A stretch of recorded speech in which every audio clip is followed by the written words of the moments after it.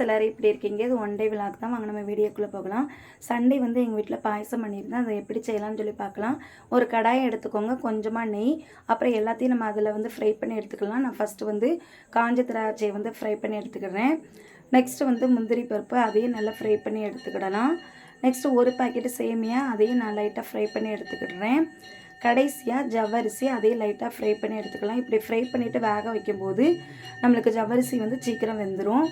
இதை வேக வைக்கும்போது தண்ணி கொஞ்சம் அதிகமாக வச்சுக்கோங்க. அப்பப்போ நல்லா கிளறி விட்டுக்கோங்க, இல்லைனா அடி பிடிச்சிரும். அதுக்கு தான். நெக்ஸ்ட்டு நான் ஃப்ரை பண்ணி வச்சுருந்த சேமியா, அதையும் ஆட் பண்ணிக்கிடுறேன். இதையும் நல்லா கிளறி விட்டுக்கிட்டே இருங்க.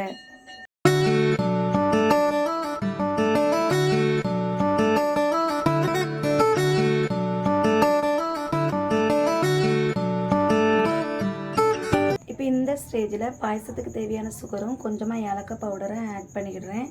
இதை நல்லா கலந்துக்கிடலாம். நெக்ஸ்ட்டு ஏற்கனவே வறுத்து வச்சுருந்த முந்திரி, காஞ்ச திராட்சை, அதையும் ஆட் பண்ணிக்கிடுறேன். லைட்டாக கலந்து முடிச்சது ஏற்கனவே காய்ச்சி ஆற வச்சுருந்த பாலை வந்து கடைசியாக ஆட் பண்ணிக்கிடலாம். நல்லா கலந்து முடித்ததும் இதோடு சேர்த்து கொஞ்சமாக தேங்காய் துருவலையும் ஆட் பண்ணிக்கிடுறேன். இப்போ நம்மளுக்கு பால் பாயசம் வந்து ரெடி ஆகிடுச்சு.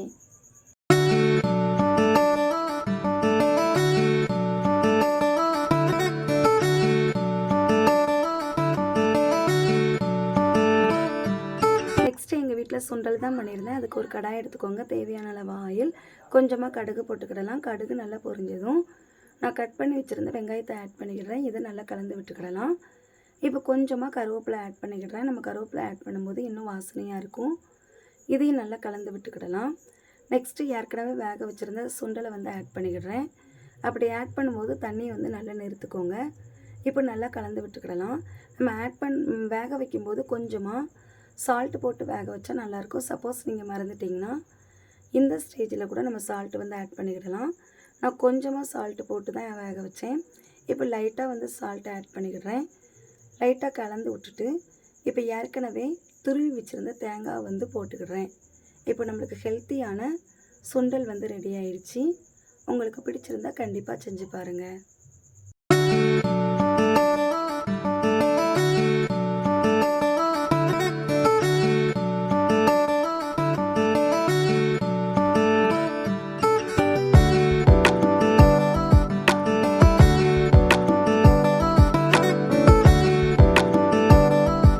நெக்ஸ்ட்டு வந்து எங்கள் வீட்டில் முட்டை குழம்பு தான் வச்சுருந்தேன். அதுக்கு ஒரு பாத்திரத்தை எடுத்துக்கிடலாம். தேவையான அளவு ஆயில் ஹீட் ஆகுனது கட் பண்ணி வச்சுருந்த வெங்காயத்தை வந்து ஆட் பண்ணிக்கிடுறேன்.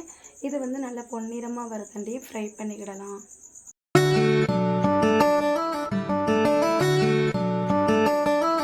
இந்த ஸ்டேஜில் கட் பண்ணி வச்சுருந்த தக்காளியை வந்து ஆட் பண்ணிக்கிடுறேன். இதையும் நல்லா கலந்து விட்டுக்கிடலாம்.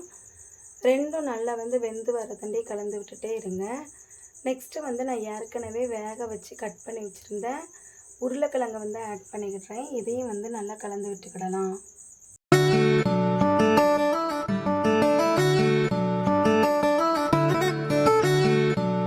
இந்த ஸ்டேஜில் வந்து குழம்பு பொடி வந்து ஆட் பண்ணிக்கிடலாம். நான் மகாராஜா குழம்பு பொடி 10 ரூபா பாக்கெட் தான் யூஸ் பண்ணியிருக்கேன். உங்கள் வீட்டில் வந்து குழம்பு பொடி இருந்தால் அதை கூட நீங்கள் யூஸ் பண்ணிக்கிடலாம்.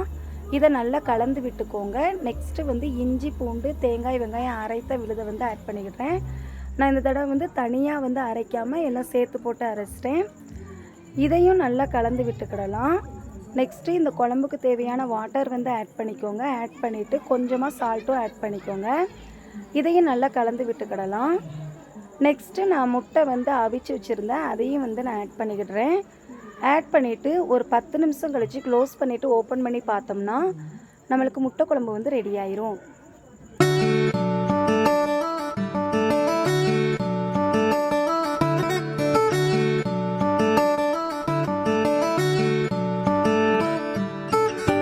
இப்போ தாளிச்சிடலாம். கடுகு, வெங்காயம், கருவேப்பிலை போட்டு.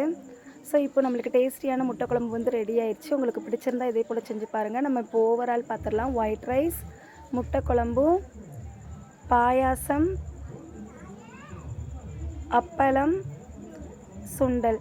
இது பிடிச்சிருந்தா இதே போல் மறக்காமல் செஞ்சு பாருங்கள். செஞ்சு பார்த்துட்டு கமெண்ட் செக்ஷனில் கமெண்ட் பண்ணிடுங்க. லைக் பண்ணுங்கள், கமெண்ட் பண்ணுங்கள். மறக்காமல் சப்ஸ்கிரைப் பண்ணிவிட்டு உங்கள் நண்பர்களுக்கு ஷேர் பண்ணுங்கள். நம்ம நெக்ஸ்ட் வீடியோவில் பார்க்கலாம். Bye, see you friends.